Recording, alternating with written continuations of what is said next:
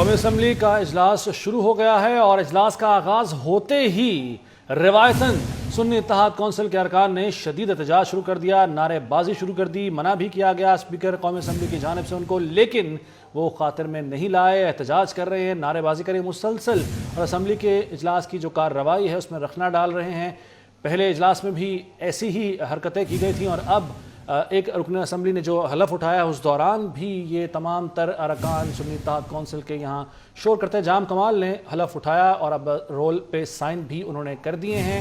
इस दौरान मुसलसल एहतजाज किया जाता रहा, नारेबाजी की जाती रही सुन्नी इत्तेहाद कौंसिल के अरकान की जानिब से।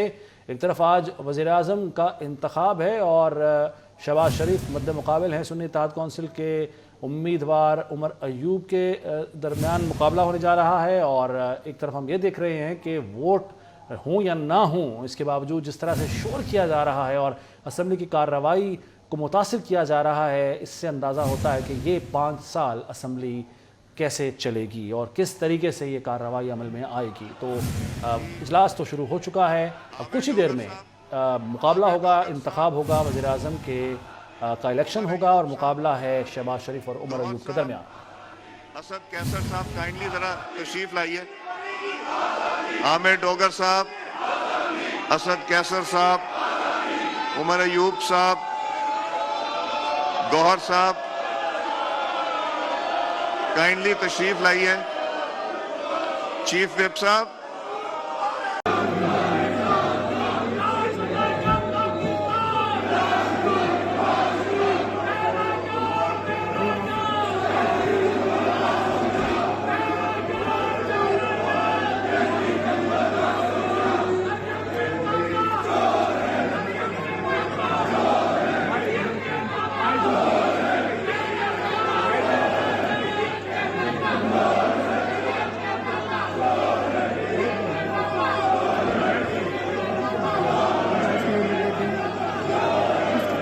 YouTube पर गूगली न्यूज देखने के लिए youtube.com की सर्च बार में गूगली न्यूज टीवी टाइप करें। गूगली न्यूज के पेज पर सुर्ख रंग के सब्सक्रिप्शन वाले बटन पर क्लिक करना ना भूलिए। YouTube पेज पर अपलोड होने वाली वीडियोस से बाखबर रहने के लिए बेल आइकन पर क्लिक कीजिए। आपको हर नई वीडियो के बारे में नोटिफिकेशन मौसूल हो जाएगा।